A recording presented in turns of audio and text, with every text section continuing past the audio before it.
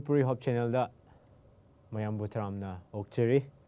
ngasishu yamna nuaiba amasung yamna interesting oiba para khoina neina gani ngasina para taramathoi shuba 11 aduga title na yaudaba singda thodang pubiba haibani part number 2 ni part number 1 khoina lesson number para tara da khoina neina khre ana khoina hodringai da aina igi brother omnaring bumabu prarthana tawinaba haijari ma'am हजमिना से सरगा मसुंग पृथ्वी खोय पुनो पुसेम बिबंगम ngaba paisa hoje khoy lesson 11 gene nagdori nahakna thawai sengna yauna bi loiba hawda gi loiba phon hakki thawai sengna yauna bi stigi lesson law thokpa ngamna ngai amasung akhoi punsida sinaba ngamna ngai ge nahakki thawai sengna su yauna bi hena hawjadrunga da nijab se Jesu Christa ge munda nijabni sagatan lakapyo amen amen yam thagachari ngasi akhoi gi para sigi key text bible verse sikai lower haiba matamda Matthew chapter 15 verse 28 maduda Jesu na mangon da haiki henupi nahaki thajaba chetli nahakna ningjaba adugumna nangonda oisanu aduga mahaki machanupi adu pungja adumaktada phaki hai ahanbadagi haurakpadagi hauna ishorna Jishuna ishorna manghiba machasingbu thiba haibisi magi apambani aduga magi thodangni haiduna leiri ana ngasiju hojik matam asida hojik phawba ngasiju mana mangduna leiriba yauba ngamdana leiriba magi machasingbu yaunaba hotnaba haibisi magi apambani aikoina 2018 da United Nations koina taibungpanda mi kaya leibra shaharda mi kya leibra haina thiba matamda 55% gi taibungpan gi mi sing asi shaharda lei hai adna asi chatharaga asigi continue tor leiradi 2050 dadi 68% yogni haiduna leiri aduna aikoi asi atopa option leite shaharda leiriba chawkhatpa mafamda leiriba asida leiriba mi sing asibu aikoina yaunaba ishorgi pawsi kamaini hongadra haibasi aikoina hotnaba tabani haiduna leiri ngasi aikoina neinagadaba asida unreached yaudaba sing haibasi karma mi singda haibano haiba matamda shaharda leiriba mi sing hoji haikibagumna shaharda leiriba mi singi maramda aikoina neinagani aduga loinana Jishuna karmaina mana hingingaida shaharda leiriba chawkhatpa mafamda leiriba mi sing ishor khangdaba mi singda karmaina mana yaunaba hotnabra haibadugi matangda aikoina ngasi neinagani Sunday da aikoina paaba matamda Sunday da aikoina yengma matamda Matthew chapter 14 da yengma matamda Jishuna Gennesaret Galilee gi mafam adudagi chathoga Tyre and Sidon je karama mafam no hojik matamda haiba matam Lebanon haiba mafam da ni aduga Tyre and Sidon si Lebanon manungda leiba shahar amani hai city ko adna mahakna Galilee digi chathoga Tyre and Sidon ishor khangdaba Jishubu khangdaba atopa lining na leiriba mi singda mana yaunaba maduda ishorgi paw sandoknaba mahakna chatkhi hai aikoina Tyre and Sidon gi mi singasiga Jews ki Hebrews ki mi singasiga moige mari si karmai leibra haiba matamda aikoina Judges chapter 3 di aikoina paw phangi 1 Kings chapter 5 di su paw phangi aduga 1 King chapter 11 di aikoina paw phangani Judges ti yengma matamda aikoina khangi madudi Tyre and Sidon gi mi singasi ishor khangdabani na ishorna Israelite singbu adu khoi gi nupi sing lobu yade ko hain hai khibani adubo moi loduna leiri hai aduga 1 King chapter 5 ti yengbu matamda Solomon ji ju ningtho amoina ishor gi ningtho Israelite ki ningtho amoina mahakna Sidonites ki nupi ma lo he nupi eduna magi laidu mafam aduda puraaga ishor ning dabida lai adu ningi hain leiri ana khoi isi khangmanga mi aduga loinana aikoina masida khangadabadi karino haiba matamda lainingba murti ningba atoba lainingba ishor khangdaba asigi history je aikoina khangduna leiriba sida ꯑꯁꯤ ꯂꯩꯔꯕꯁꯨ ꯑꯁꯤꯒꯤ danger ꯑꯣꯏꯕ ꯑꯁꯤꯒꯤ ꯑꯀꯤꯕ ꯑꯃ ꯑꯣꯏꯕ ꯌꯥꯔꯕꯁꯨ ꯖꯤꯁꯨꯅ ꯃꯥꯒꯤ ꯗꯤꯁꯥꯏꯄꯜ ꯃꯥꯒꯤ ꯁꯦꯕꯣꯛꯁꯤꯡꯕꯨ ꯏꯁꯣꯔ ꯅꯤꯡꯗꯕ ꯏꯁꯣꯔ ꯈꯪꯗꯕ ꯃꯤꯁꯤꯡ ꯑꯁꯤꯗ ꯀꯔꯝꯍꯥꯏꯅ ꯄꯨꯔꯛꯑꯒ ꯃꯣꯏꯕꯨ ꯁꯦꯕꯥ ꯇꯧꯒꯗ꯭ꯔꯥ ꯍꯥꯏꯕꯁꯤ ꯄꯥꯎꯁꯤ ꯀꯃꯥꯏꯅ ꯁꯟꯗꯣꯛꯀꯗ꯭ꯔꯥ ꯍꯥꯏꯕꯁꯤ ꯃꯍꯥꯛꯅ ꯃꯦꯊ꯭ꯌꯨ ꯆꯦꯞꯇꯔ 15ꯁꯤꯗ ꯑꯩꯈꯣꯏꯅ ꯈꯪꯕ ꯉꯝꯃꯤ ꯍꯥꯏꯗꯅ ꯂꯩꯔꯤ ꯑꯗꯨꯅ ꯉꯁꯤ ꯑꯩꯈꯣꯏꯅ ꯑꯦꯗꯚꯦꯟꯇꯤꯁ ꯑꯃ ꯑꯣꯏꯅ ꯃꯤꯁꯟ ꯊꯧꯗꯥꯡ ꯑꯁꯤ ꯄꯨꯈꯠꯅꯕ ꯍꯣꯠꯅꯕꯗ ꯁꯍꯔꯗ ꯂꯩꯔꯤꯕ ꯆꯥꯎꯈꯠꯄ ꯃꯐꯝꯁꯤꯗ ꯂꯩꯔꯤꯕ ꯃꯤꯁꯤꯡ ꯑꯁꯤꯗ ꯑꯩꯈꯣꯏꯅ ꯌꯧꯅꯕ ꯍꯣꯠꯅꯕ ꯃꯇꯝꯗ ꯌꯥꯝ ꯆꯦꯂꯦꯟꯖꯦꯁ ꯐꯪꯉꯤ ꯍꯥꯏꯗꯨꯅ ꯂꯩꯔꯤ ꯑꯩꯈꯣꯏꯅ ꯔꯦꯁꯤꯖꯝ ꯍꯥꯏꯕꯒꯨꯝꯕ ꯄꯩꯁꯥ ꯌꯥꯝ ꯇꯥꯡꯕ ꯌꯥꯝ ꯇꯥꯡꯕ ꯃꯐꯝ ꯆꯥꯕ ꯊꯛꯄꯗ ꯌꯨꯝꯒꯤ ꯌꯥꯝꯅ ꯃꯃꯜ ꯌꯥꯝꯅ ꯇꯥꯡꯕ ꯃꯐꯝꯅꯤ ꯍꯥꯏꯅ ꯂꯩꯔꯤ ꯑꯗꯨꯅ ꯁꯤꯇꯤ ꯑꯣꯏꯔꯤꯕ ꯃꯐꯝꯁꯤ ꯑꯗꯨꯒ ꯂꯣꯏꯅꯅ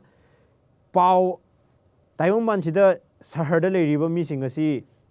ꯏꯁꯣꯔ ꯈꯪꯗꯕ ꯏꯁꯣꯔ ꯅꯤꯡꯗꯕ ꯑꯦꯊꯤꯁ ꯍꯥꯏꯕ ꯑꯩꯈꯣꯏꯁꯨ ꯃꯤ ꯌꯥꯝ ꯂꯩꯔꯤ ꯑꯗꯨꯒ ꯑꯇꯣꯞꯄ ꯔꯤꯂꯤꯖꯟ ꯃꯌꯥꯝꯁꯨ ꯂꯩꯕꯅꯤꯅ ꯏꯁꯣꯔꯒꯤ ꯄꯥꯎ ꯁꯟꯗꯣꯛꯄ ꯍꯥꯏꯕꯁꯤ ꯌꯥꯝꯅ ꯂꯨꯏ ꯍꯥꯏ ꯑꯗꯨꯅ ꯑꯩꯈꯣꯏ ꯑꯦꯗꯚꯦꯟꯇꯤꯁ ꯑꯃ ꯑꯣꯏꯔꯕꯁꯨ ꯑꯁꯨꯃꯥꯏꯅ ꯋꯥꯕ ꯁꯨꯃꯥꯏꯅ ꯑꯣꯕꯁꯇꯦꯀꯜ ꯑꯩꯈꯣꯏꯉꯣꯟꯗ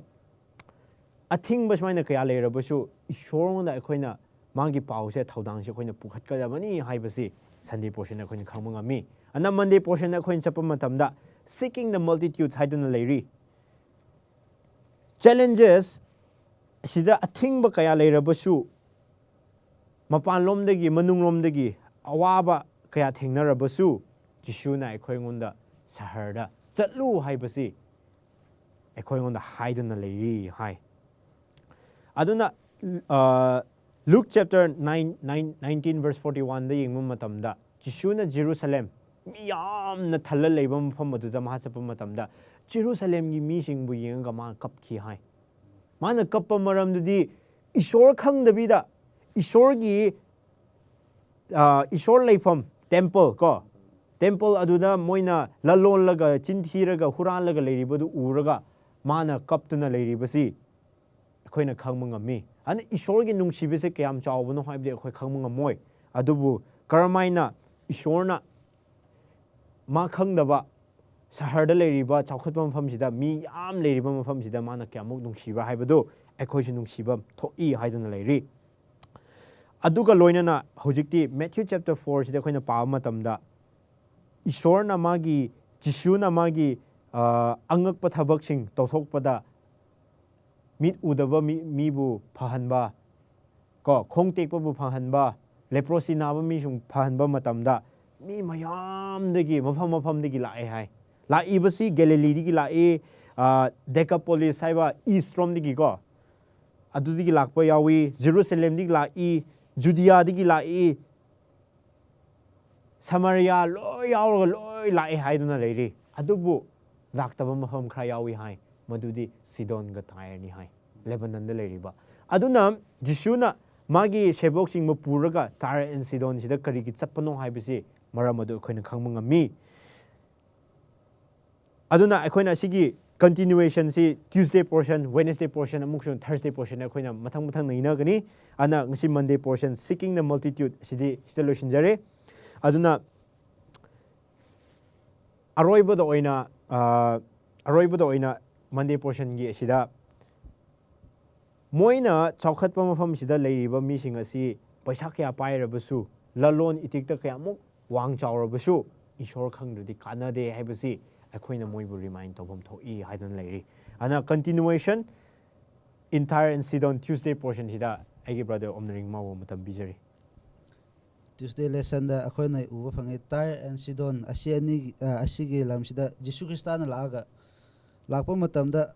ꯑꯁꯤ ꯑꯩꯈꯣꯏꯅ ꯌꯦꯡꯕ ꯃꯇꯝꯗ ꯕꯥꯏꯕꯜꯗ ꯃꯦꯊ꯭ꯌꯨꯒ ꯃꯥꯔꯛꯇ ꯎꯕ ꯐꯪꯉꯤ ꯑꯁꯤꯒꯤ ꯃꯦꯊ꯭ꯌꯨꯒ ꯃꯥꯔꯛꯀꯤ ꯂꯥꯏꯔꯤꯛꯁꯦ ꯑꯩꯈꯣꯏꯅ ꯕꯦꯛꯒ꯭ꯔꯥꯎꯟ ꯕ꯭ꯔꯤꯐ ꯑꯣꯏꯅ ꯆꯠꯁꯤ ꯕꯥꯏꯕꯜ ꯁ꯭ꯀꯣꯂꯔꯁꯤꯡꯅ ꯀꯔꯤ ꯎꯕ ꯍꯥꯏꯕ꯭ꯔꯥ ꯍꯥꯏꯔꯒ ꯃꯦꯊ꯭ꯌꯨꯁꯦ ꯖꯨꯁ ꯈꯣꯏꯗꯃꯛ ꯏꯕꯅꯦ ꯍꯥꯏꯌꯦ ꯑꯗꯨꯒ ꯃꯥꯔꯛꯁꯦ ꯅꯟ ꯖꯨꯁ ꯈꯣꯏꯒꯤꯗꯃꯛ ꯏꯕꯅꯦ ꯍꯥꯏꯌꯦ ꯑꯗꯨꯒ ꯑꯩꯈꯣꯏꯅ ꯃꯦꯊ꯭ꯌꯨ 15 ꯚꯔꯁ 22ꯒ 22ꯗꯒꯤ ꯍꯧꯔꯒ 28 ꯑꯃꯁꯨꯡ ꯃꯥꯔꯛ ꯆꯞꯇꯔ 7 ꯚꯔꯁ 24 to 30 ꯑꯁꯤꯁꯦ ꯑꯩꯈꯣꯏꯅ ꯌꯦꯡꯕ ꯃꯇꯝꯗ ꯅꯨꯄꯤ ꯑꯃ ꯃꯥꯏ ꯃꯆꯥ ꯅꯨꯄꯤ ꯗꯦꯃꯣꯟ ꯄꯣꯖꯦꯁ ꯑꯁꯤꯒꯤ ꯋꯥꯔꯤ ꯎꯕ ꯐꯪꯒꯅꯤ ꯁꯤꯗ ꯑꯩꯈꯣꯏꯅ ꯌꯦꯡꯁꯦ ꯃꯦꯊ꯭ꯌꯨꯅ ꯑꯁꯤ ꯅꯨꯄꯤꯒꯤ ꯃꯃꯥꯁꯦ ꯀꯦꯅꯥꯅꯥꯏꯠ ꯍꯥꯏꯅ ꯑꯩꯈꯣꯏꯅ ꯎꯕ ꯐꯪꯉꯤ ꯃꯥꯛꯅ ꯑꯁꯤꯗ ꯀꯔꯤ ꯍꯥꯏꯕ꯭ꯔꯥ ꯍꯥꯏꯔꯒ ꯃꯥꯛꯀꯤ ꯂꯥꯏꯔꯤꯛꯇꯅ ꯑꯩꯈꯣꯏꯅ ꯀꯔꯤ ꯎꯕ ꯐꯪꯕ꯭ꯔꯥ ꯍꯥꯏꯔꯒ ꯅꯟ ꯖ꯭ꯌꯨꯁ ꯍꯥꯏꯌꯦ ꯒ꯭ꯔꯤꯛ ꯍꯥꯏꯌꯦ ꯁꯤ ꯅꯨꯄꯤꯁꯦ ꯃꯥꯒꯤ ꯄꯣꯛꯅꯐꯝꯁꯦ ꯀꯗꯥꯏꯗꯒꯤꯔ ꯍꯥꯏꯔꯒ ꯁꯤꯔꯤꯌꯥ ꯐꯣꯅꯤꯁꯤꯌꯥ ꯑꯁꯤꯗꯒꯤꯅ ꯍꯥꯏꯌꯦ ꯑꯗꯨꯅ ꯃꯦꯊ꯭ꯌꯨꯒꯤ ꯂꯥꯏꯔꯤꯛ ꯄꯥꯖꯕꯁꯤꯡ ꯍꯥꯏꯕꯗꯤ ꯖ꯭ꯌꯨꯁꯤꯡꯅ ꯑꯁꯤꯒꯤ ꯋꯥꯔꯤꯁꯤ ꯌꯦꯡꯕ ꯃꯇꯝꯗ ꯁꯤꯗꯣꯟ ꯑꯃꯁꯨꯡ ꯇꯥꯔ ꯑꯁꯤꯁꯦ ꯃꯣꯏꯁꯦ ꯅꯟ ꯕꯤꯂꯤꯚꯔꯁꯤꯡꯅ ꯍꯦ ꯖꯦꯟꯇꯥꯏꯜꯁꯤꯡ ꯃꯈꯣꯏꯁꯦ ꯐꯣꯜꯁ ꯋꯔship ꯇꯧꯕꯅ ꯍꯦ ꯐꯣꯜꯁ ꯋꯔship ꯏꯁꯣꯔ ꯑꯁꯦꯡꯕ ꯅꯠꯇꯕꯁꯤꯕꯨ ꯈꯨꯔꯨꯝꯕꯅ ꯍꯦ ꯑꯗꯨꯒ ꯑꯩꯈꯣꯏꯅ ꯃꯈꯣꯏꯒꯤ ꯃꯃꯥꯡꯗ ꯌꯦꯡꯕ ꯃꯇꯝꯗ ꯄꯥꯁ ꯁ꯭ꯇꯣꯔꯤ ꯌꯦꯡꯕ ꯃꯇꯝꯗ ꯖ꯭ꯌꯨꯁꯤꯡꯕꯨ ꯏꯖꯔꯦꯂꯥꯏꯠꯁꯤꯡꯕꯨ ꯁꯤꯗꯣꯟ ꯑꯃꯁꯨꯡ ꯇꯥꯏꯔ ꯑꯁꯤꯁꯤꯅ ꯃꯣꯏꯕꯨ ꯄꯥꯞꯇ ꯌꯥꯝ ꯇꯥꯍꯜꯂꯝꯃꯦ ꯍꯥꯏꯌꯦ ꯑꯗꯨꯒꯤ ꯃꯔꯝꯅ ꯍꯧꯖꯤꯛꯇꯤ ꯖ꯭ꯌꯨꯁꯤꯡꯅ ꯁꯤꯗꯣꯟ ꯑꯃꯁꯨꯡ ꯇꯥꯏꯔ ꯏꯁꯝ ꯁꯝꯅ ꯍꯥꯏꯕ ꯃꯇꯝꯗ ꯅꯟ ꯖ꯭ꯌꯨꯁ ꯖꯦꯟꯇꯥꯏꯜ ꯑꯁꯤꯁꯤꯡꯁꯤꯕꯨ ꯅꯨꯡꯁꯤꯗꯦ ꯍꯥꯏꯌꯦ ꯄꯥꯝꯗꯦ ꯍꯥꯏꯌꯦ ꯑꯗꯨꯅ ꯑꯩꯈꯣꯏꯅ ꯃꯥꯛꯀꯤ ꯆꯞꯇꯔ 7ꯗ ꯑꯩꯈꯣꯏꯅ ꯎꯕ ꯐꯪꯉꯤ ꯃꯥꯛꯇ ꯀꯔꯝꯍꯥꯏꯅ ꯑꯃꯨꯛꯀ ꯏꯕ꯭ꯔꯥ ꯍꯥꯏꯔꯒ ꯃꯥꯛꯀꯤ ꯂꯥꯏꯔꯤꯛ ꯄꯥꯖꯕꯁꯤꯡꯅ ꯅꯟ ꯖ꯭ꯌꯨꯁꯤꯡꯅ ꯃꯈꯣꯏ ꯑꯁꯤ ꯅꯨꯄꯤꯅ ꯃꯥꯏ ꯃꯆꯥꯅꯨꯄꯤ ꯗꯦꯃꯣꯟ ꯄꯣꯖꯦꯁ ꯐꯪꯈꯤꯕꯒꯤ ꯑꯁꯤꯒꯨꯝꯕ ꯐꯠꯇꯕ ꯑꯦꯛꯁꯄꯤꯔꯤꯌꯦꯟꯁꯁꯦ ꯃꯣꯏꯗ ꯂꯩꯇꯦ ꯍꯥꯏꯌꯦ ꯑꯗꯨꯕꯨ ꯃꯥꯛꯀꯤ ꯂꯥꯏꯔꯤꯛ ꯄꯥꯕꯁꯤꯡ ꯅꯟ ꯖ꯭ꯌꯨꯁꯤꯡꯅ ꯑꯁꯤꯒꯤ ꯋꯥꯔꯤꯗ ꯀꯔꯤ ꯎꯕ ꯐꯪꯕ꯭ꯔꯥ ꯍꯥꯏꯔꯒ ꯖꯤꯁꯨ ꯈ꯭ꯔꯤꯁꯇꯥꯟꯅ ꯑꯁꯤꯒꯤ ꯃꯃꯥꯒꯤ ꯋꯥꯍꯩ ꯇꯥꯕꯤꯕ ꯑꯁꯤꯁꯦ ꯑꯩꯈꯣꯏꯅ ꯌꯦꯡꯕ ꯃꯇꯝꯗ ꯃꯥꯛꯀꯤ ꯂꯥꯏꯔꯤꯛ ꯄꯥꯕ ꯃꯤꯁꯤꯡꯁꯤꯅ ꯀꯌꯥꯃꯨꯛ ꯍꯔꯥꯎꯕ꯭ꯔꯥ ꯍꯥꯏꯕꯁꯦ ꯑꯩꯈꯣꯏꯅ ꯎꯕ ꯐꯪꯉꯤ ꯋꯥꯔꯤꯗꯤ ꯀꯔꯤꯔꯥ ꯍꯥꯏꯔꯒ ꯖꯤꯁꯨ ꯈ꯭ꯔꯤꯁꯇꯥꯟꯅ ꯁꯤꯗꯣꯟꯒ ꯇꯥꯏꯔꯗ ꯂꯥꯛꯄ ꯃꯇꯝꯗ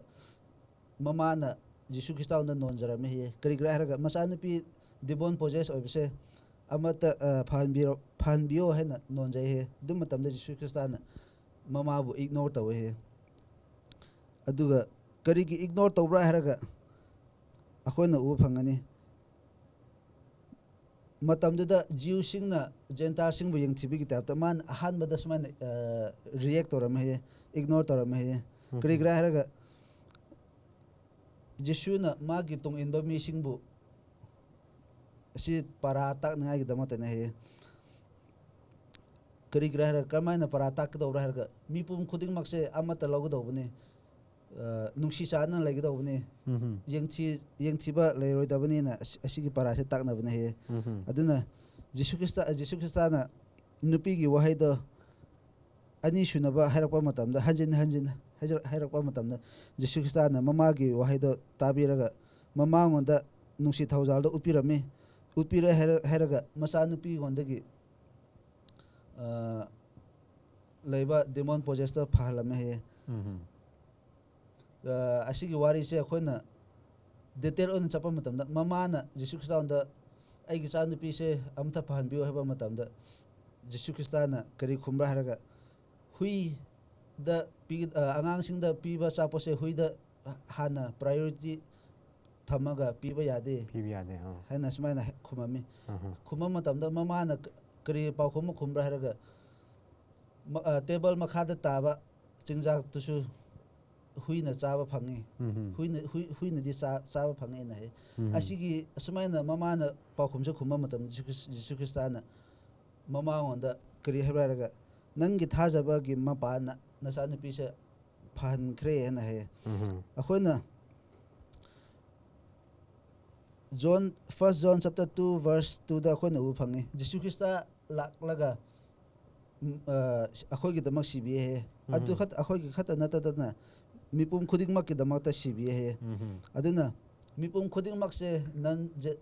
ꯖꯦꯟꯇꯥꯏꯜ ꯑꯣꯏꯒꯦꯔꯥ ꯖ꯭ꯌꯨꯁ ꯑꯣꯏꯒꯦꯔꯥ ꯑꯩꯈꯣꯏ ꯃꯤꯄꯨꯝ ꯈꯨꯗꯤꯡꯃꯛꯁꯦ ꯏꯁꯣꯔꯒꯤ ꯃꯤꯠꯌꯦꯡꯗꯗꯤ ꯑꯃꯠꯇꯅꯤ ꯍꯥꯏꯕꯁꯦ ꯑꯁꯤꯒꯤ ꯇ꯭ꯌꯨꯁꯗꯦ ꯂꯦꯁꯟꯅ ꯑꯩꯈꯣꯏꯗ ꯇꯥꯛꯄꯤꯕ ꯐꯪꯉꯤ ꯑꯗꯨꯅ ꯇ꯭ꯌꯨꯁꯗꯦ ꯂꯦꯁꯟꯁꯦ ꯁ꯭ꯋꯥꯏꯁꯤꯗ ꯑꯗꯨꯝ ꯇꯦꯟꯁꯤꯟꯈ꯭ꯔꯒꯦ ꯑꯣꯀꯦ ꯌꯥꯝ ꯅꯨꯡꯉꯥꯏꯖꯔꯦ ꯕ꯭ꯔꯗꯔ ꯑꯣꯝꯅꯔꯤꯡ ꯃꯥꯕꯨ ꯀꯔꯝꯍꯥꯏꯅ ꯏꯁꯣꯔꯒꯤ ꯄꯥꯎ ꯑꯁꯤ ꯃꯥꯅ ꯁꯤꯕꯤꯕꯁꯤ ꯃꯤ ꯄꯨꯝꯅꯃꯛ ꯇꯥꯏꯕꯪꯄꯥꯟꯗ ꯂꯩꯔꯤꯕ ꯃꯤ ꯄꯨꯝꯅꯃꯛꯀꯤꯗꯃꯛꯅꯤ ꯍꯥꯏꯕꯁꯦ ꯃꯥꯅ ꯍꯥꯏꯕꯤꯈ꯭ꯔꯦ ꯍꯧꯖꯤꯛ ꯋꯦꯅꯁꯗꯦ ꯄꯣꯔꯁꯟꯗ ꯑꯩꯈꯣꯏꯅ ꯅꯩꯅꯒꯅꯤ ꯍꯧꯖꯤꯛ ꯕ꯭ꯔꯗꯔ ꯀꯣꯔꯦꯡ ꯑꯃꯕꯨ ꯃꯇꯝ ꯄꯤꯖꯔꯦ ꯌꯥꯝ ꯊꯥꯒꯠꯆꯔꯤ ꯍꯧꯖꯤꯛ ꯋꯦꯅꯁꯗꯦꯒꯤ ꯂꯦꯁꯟꯁꯤꯅ ꯁꯦꯟ ꯍꯔ ꯑꯋꯦ ꯑꯩꯒꯤ ꯏꯃꯥꯡꯗꯒꯤ ꯑꯩꯈꯣꯏ brother omna hingna lawba ga dum samnabani aina ngasai gi wari duda khara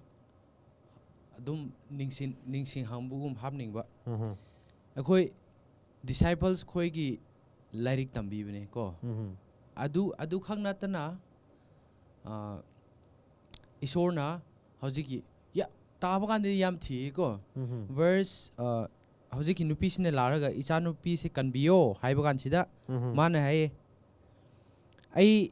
verse 24 da but he mana kare isorna kare haibra hairaga Israel dagi mangkraba mi singi khakta lakpani aise haye go mana du haye ba adu kan sida mana takpi ningbadi hujiki disciples Jews ki mindset wakhalon du adune ba Jews ki khakta ne asini aduga nangna isorngonda pangbiyo haibada isorna nangonda asumaina hui ga compare tawraga ngang laramdi nang khari khangadra na hui tare ba mi mitpi taram gni akhoi picture do khangdaba gi wane ko adubu nupi da suma sing ngang bane ahan bada kanna ngang raga last da mana khumbi bado nupi gi paukhum do magi thajab do kanbagi damak da isorna nangi thajab gi damak da na cha nupi do phakre hai akhoi na sumai paba ganda di sumai ikang kangbugum tawe adu matam du da akhoi leiram radi kama hairam gadra cha nupi isor gi wahai do thumna hairam gni ko aduni yam nungsina lesson ani tambi bani adu kare haibra hairaga akhoi gi send her away asida isor se kari gi akhoi na kari gi mingonda kari takpi gi dobra ko kari takpi gi dobra akhoi na ngai ba se kari ra hairadi akhoi se ani suba isor lakpudo ngai ri bani yes adu manung sida isor na akhoi bu kari tawa haibra hairadi mi bu aigi damak wapau se sando haibni mi khaignu yes that's very true aduga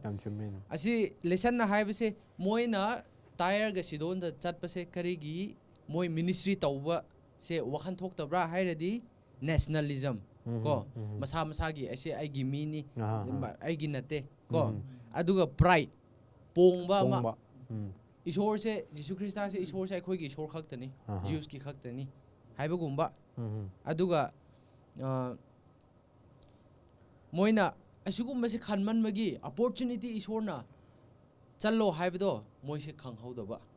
adu isor masamang na su dumai haibi adu khak natana ekhoina x yengbada jokpa gi kaino changlak pakan sida ekhoi wari se hana lesson amada su ekhoi ngang nei na khrabne Peter gi mangdo yes dream haisra yes vision da ko magi mang ma si chakla me hai rof jopa da ma pratna taw bachat pakan isorna sit achau bada mukhong mari aduga sa mayam pura sengdaba ko uche haisra sa haisra aduda mina se khanbada di o halaga chao hai go samlang na hairam da halaga chao hai bakan sida isor Peter na kari khumra hairaga sengdaba sai chade kromaina ai adu changni hai bakan sida isorna aina sengkhraba dubu karigi nangna sengdaba kaurino kaubno haibni sina haina badi tungda explain tawbi bani isorna ko kari haina bra haida Peter na sida haibdo Acts 10 verse 34 to 35 yengradi opening his mouth Peter said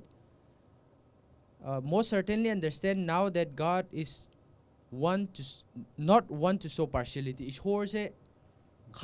michang mikhai ba mi nate isor nate adubu isor bu thajaraga phaba tawradi aduni isor na thibidi ko mi khaiganu hairaga adugi matungdadi moise gentiles su wa pau sandokpa horam khibani adu khak natana akhoi lesson na haibase commentary da yengba kan sida easy war gi commentary da yengba kan sida akhoi mi se judge tawroi karigi hairadi sarga yaugdo base akhoi Christian khak nate akhoi na soiba ama mi Adventist manung da khaktani Christian manung da khaktani hairi kanda mi judge tawri kanda mi se kanbagi pangan leitabne akhoi ko adugi type ta sida lesson na hai beside moi moti ningba oirasu moina aphaba tawba moina khangjaba aphaba do si chumme haibe tawradi ishorna loshin bi hai loshin bi ni haibe yes ko ekhoina khanggadawba duni duna Wednesday gi lesson se sida loshin lagi okay yam thagajare hey brother Thursday portion na chasi faith on earth taibung panda thajaba leiba haibani na karamba thajaba no haibasi ekhoina Thursday portion agi brother ningham ma matam bijari Thursday portion के topic से faith on earth ने ताइबंग पांदा ईश्वर बुद्धा जबरा HYBE के topic ने अदु Luke 18:8 के verse सिदा ओकिल अमगा लुखाबी अमगी story मचा मसिदा ईश्वर ना parable अमसिदा question तौखी आई लाख पददी अमुका ओकिल नुपादुना आइंगोंदा थजबा लेगदरा ना हाय को अदु parable दनी अदुबो असी parables दि अदुकुम मी फत्तबा ओकिल नुपा मा ईश्वरबु respect तौदबा ईश्वरबु फत्तन निंगम नुपादो ईश्वरगोना थजगद्रा न ईश्वरना क्वेश्चन तौबनी को अदुबो ngasi पाराददी ईश्वरना करम्ब मीबु को थीब्रा हायबदा ईश्वरना थीबा मी से करम्ब मीबु थीब्रा हायरगा मंगोंदा थजबा को अवा अना लेरसु प्रॉब्लम मयाम लेरसु को ईश्वरबु थजबा मीदो ईश्वरना थी ना हाय को अदु ngasi के अनि खाइदो बसे करम मी रा हायरगा ईश्वरबु थजबा मी अमना ईश्वरबु थजदबा मी को अखो यंगसे ईश्वरबु थजबा मी की परा यंगसे को स्टोरी यंगसे अदु चौखलबा सिटी को अदु कम मीदा अदु कम लेबा मीफम लेबा मीदुना ईश्वरबु थजई हाय को केपर्नम ने लेबा को अदुगा सिकुम मी से खरा ले अदु कना कनारा हायबदो इने हायजगे को फर्स्ट अहानबदा मैथ्यू चैप्टर 8 10 तरा हुंदोय की वर्स सिदा को सेंचुरियन हाइना को मासे रोमन की ऑफिसर अमनी आर्मी ऑफिसर अमनी मासे मागी मिनाय अमसे ईश्वर की हीलिंग पाबा को अदु ईश्वर मुंदा मान हाय ईश्वर आइगी मिनाय से फानबियु ना हाइबदा ईश्वरना सेंचुरियन के को रोमन की यूजिक आर्मी की ऑफिसर की थजबदु उरगा ईश्वर न करी हाइब्रा हाइगा फानबी की हाय ना हाइबदी अदु सेंचुरियन न करी हाइब्रा ईश्वर की मचिंद की वहाई हाय खरदी मांगोंदा होजि हीलिंग पामनु पादो फारनी ना सेंचुरियन न थजब लगी हाय अदुगा मदु सेंचुरियन दो मासे जेंटाइल मी ने हाय अदु मासे कन्वर्ट तविन हाय आमेन को आमेन असिकुम मी ने ईश्वर न थी बसे सेकेंड सुबदा को अखोइने खंगरिबा परादनी पैरालाइज मैन को नुपा मरी को ईश्वरबु थजबा नुपा मरीना पैरालाइज मैन नुपादो फमुंगदा हिपो नुपादो थांगकी हाय को अदुगा ईश्वर की मनाक्ता पुरकी हाय को आइस 10 हंगे वरी से याम कुइनि सांगोइगे 10 हंगे अदुगा ईश्वर की मनाक्ता पुरकपदा अदु नुपा मरी की थजब उबदगिना ईश्वरना पैरालाइज नुपादो फनकी ना हाय असिगम मीने ईश्वरना ताइबंग पांचदा थीबसे को सिगम मी जे थीबने अहुम सुबदना बर्टिमेस को मार्क चैप्टर 10 द लई बर्टिमेस हाइब नुपा मसे ममिक पांगदबा मी ब्लाइंड मैन को मासे ममिक तांगबा नुपा मने ईश्वर बुरगा ईश्वर आई मिक्चा फानबियो ना हाइबदा ईश्वरना मागी थजबदु उरगा बर्टिमेस हाइब नुपा से ईश्वरना मागी ममित से पांगहनबी की असिने असिगम मीने ताइबंग पांचदा ईश्वरना थीरिबसे को अदुगा हौजिक ना अमुका ईश्वर बु थजदबा मी की अखोय अमुक येंगसे को अदु करम मी हाय ईश्वर की सेवक की मी ओय हाय ईश्वर की डिसाइपल ने हाय ईश्वर बु थजदबा मी से अदु येंगसे को अहानबदा मैथ्यू 6:30 दा हाय को ईश्वर ना हाय नोय चानिगाय थकनिगाय की नोय खनगनु वखल वरौगनु हाय हायबदी मोय डिसाइपल सेवक मी सिंगना वरौबा मोयसे वखल थदबा चानिगाय थकनिगाय वखन वारग लेबा सेकेंड सिना मैथ्यू 8 को 26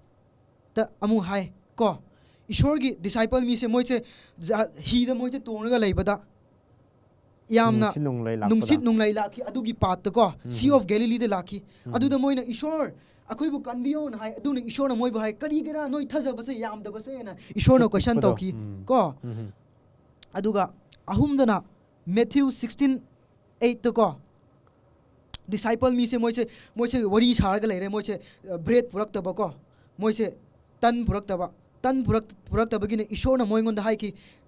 noi Moses ngon da ai ishor na tau ki bu da noi ning sing dra na ishor na hai ki ishor na 5 loaf of bread adu nga ani du gi na lising manga bu ishor na chak pi jai ha chak pi jai ko adu gi do ishor na mu remind to ba khang han ba noi kari gira noi tha ba le pik pa se na ishor na hai ki ko adu ga Matthew 17:7 da su 17 da su amu hai ki disciple mi sing se nupa ama se but changba nupa se disciple ishor gi seboki thabak tabo mi shina buto tan thok pangam da ba adu ishor na question tau ki hang ki noi kari gira adu but lok thok pang tan thok pangam da do haib da ishor na hai ki noi ngonda thajaba se leite thajaba se yam de na hai o little fat na hai ki ko adu ngachi gi paras akoi khang ba de ishor ngonda akoi thajaba lep oise ishor ngonda thajaba ji kan se ishor bu thajaba mi se kadai de leibra hairaga yamna amamba leikai dark city asikumba ko ishor bu khangdaba asikum mafam unexpected area sida ishor gi thajaba mi se yam leina hai ko foreigners kumba ko pagans asikum se ishor bu yam top lining ba mi khoi se ishor bu yam thajaba lei asikum mafam sida akoi chalaga ishor gi pau se sandok se na hai bane ba sikum tawda ishor na akoi bu mana chingbi bu du mana mana akoi bu su chingbi gani ngasi gi para sida okay yam thagat jare yam nungai jare ana ꯑꯩꯈꯣꯏꯅ ꯉꯁꯤꯒꯤ ꯄꯥꯔꯥꯁꯤꯗ ꯂꯣꯏꯁꯤꯟꯖꯔꯦ ꯑꯗꯨꯅ ꯂꯣꯏꯁꯤꯟꯗ꯭ꯔꯤꯉꯩꯗ ꯅꯨꯡꯇꯤꯒꯤ ꯂꯩꯕ challenge ꯑꯁꯤ ꯑꯩꯈꯣꯏꯅ ꯅꯩꯅꯒꯅꯤ ꯋꯥꯟꯁ again ꯌꯥꯝ ꯊꯥꯒꯠꯆꯔꯤ ꯑꯩꯒꯤ ꯕ꯭ꯔꯗꯔꯁꯤꯡꯕꯨ ꯐꯖꯅ ꯅꯩꯅꯕꯤꯈ꯭ꯔꯦ ꯑꯗꯨꯅ ꯉꯁꯤꯒꯤ ꯆꯦꯂꯦꯟꯖꯁꯤꯅ ꯀꯔꯤ ꯍꯥꯏꯕ ꯃꯇꯝꯗ ꯍꯥꯏꯔꯕꯗ ꯅꯪꯅ ꯅꯁꯥꯉꯣꯟꯗ ꯂꯩꯔꯤꯕ ꯊꯥꯖꯕꯁꯤ ꯆꯥꯎꯅ ꯂꯩꯅꯕꯀꯣ ꯑꯗꯨꯒ ꯆꯥꯎꯅ ꯂꯩꯕ ꯊꯥꯖꯕꯁꯤ ꯑꯩꯈꯣꯏꯅ ꯃꯤꯁꯤꯡꯕꯨꯁꯨ ꯌꯦꯟꯊꯣꯛꯄꯤꯕ ꯁꯤꯌꯔ ꯇꯧꯕꯤꯕ ꯍꯥꯏꯕꯁꯤ ꯑꯩꯈꯣꯏꯅ ꯉꯝꯅꯕ ꯄ꯭ꯔꯊꯅꯥ ꯇꯧ ꯍꯥꯏꯗꯨꯅ ꯂꯩꯔꯤ ꯑꯗꯨꯒ ꯂꯣꯏꯅꯅ ꯅꯪꯅ ꯑꯩꯅ ꯑꯩꯈꯣꯏ ꯄꯨꯂꯞꯁꯨ ꯑꯩꯈꯣꯏꯕꯨꯁꯨ ꯍꯥꯏꯔꯤꯕꯅꯦꯀꯣ ꯉꯁꯤ ꯆꯦꯂꯦꯟꯖꯁꯤ ꯅꯪꯅ ꯀꯔꯝꯍꯥꯏꯅ ꯏꯁꯣꯔꯕꯨ ꯅꯪꯅ ꯊꯥꯖꯈꯤꯕ꯭ꯔꯥ ꯑꯗꯨꯒ ꯃꯥꯒꯤ 3 angels message ꯅꯪꯅ ꯀꯔꯝꯍꯥꯏꯅ ꯇꯥꯈꯤꯕ꯭ꯔꯥ ꯇꯥꯔꯒ ꯅꯪꯒꯤ ꯄꯨꯟꯁꯤꯗ ꯀꯔꯝꯍꯥꯏꯅ ꯍꯣꯡꯉꯛꯄ꯭ꯔꯥ ꯍꯥꯏꯕꯗꯨꯒꯤ ꯃꯇꯥꯡꯗ ꯅꯪ ꯐꯖꯅ ꯑꯃꯨꯛ ꯈꯜꯂꯣ ꯍꯥꯏ ꯑꯗꯨ ꯈꯟꯈ꯭ꯔꯕꯒꯤ ꯃꯇꯨꯡꯗ ꯅꯪꯅ ꯂꯩꯔꯤꯕ ꯅꯃꯥꯟꯅꯕ ꯑꯣꯏꯒꯦꯔꯥ ꯀꯅꯥ ꯑꯣꯏꯒꯦꯔꯥ ꯃꯥꯕꯨ ꯁꯤꯌꯔ ꯇꯧꯅꯕ ꯃꯥꯕꯨ ꯍꯥꯏꯕꯤꯕ ꯅꯪꯒꯤ ꯊꯥꯖꯕꯁꯤ ꯀꯔꯝꯍꯥꯏꯅ ꯂꯥꯛꯄ꯭ꯔꯥ ꯍꯥꯏꯕꯁꯤ ꯍꯥꯏꯕꯤꯌꯨ ꯍꯥꯏꯗꯨꯅ ꯂꯩꯔꯤ ꯑꯗꯨꯅ ꯆꯦꯂꯦꯟꯖꯁꯤ ꯑꯩꯈꯣꯏꯅ ꯉꯝꯅꯕ ꯇꯧꯅꯕ ꯍꯣꯠꯅꯁꯤ ꯄ꯭ꯔꯊꯅꯥ ꯑꯃꯨꯛ ꯍꯦꯟꯅ ꯇꯧꯁꯤ ꯑꯗꯨꯒ ꯌꯧꯗ꯭ꯔꯤꯕ ꯃꯤꯁꯤꯡ ꯌꯧꯕ ꯉꯝꯗꯕ ꯃꯤꯁꯤꯡ ꯑꯁꯤꯗ ꯑꯩꯈꯣꯏꯅ ꯊꯥꯖꯗꯕ ꯃꯤꯁꯤꯡ ꯑꯁꯤꯗ ꯑꯩꯈꯣꯏꯅ ꯏꯁꯣꯔꯒꯤ ꯄꯥꯎ ꯁꯟꯗꯣꯛꯄꯁꯤ ꯂꯦꯞꯄꯣꯏꯁꯤ ꯍꯥꯏꯕꯁꯤ ꯉꯁꯤꯒꯤ ꯄꯔꯥꯁꯤꯗ ꯂꯣꯏꯁꯤꯟꯖꯔꯦ ꯃꯌꯥꯝ ꯑꯃꯨꯛ ꯍꯟꯅ ꯊꯦꯡꯛ ꯌꯨ ꯍꯥꯏꯖꯔꯤ ꯑꯗꯨꯒ ꯏꯁꯣꯔꯅ ꯍꯦꯟꯅ ꯕꯣꯔ ꯄꯤꯕ ꯑꯣꯏꯁꯅꯨ Amen.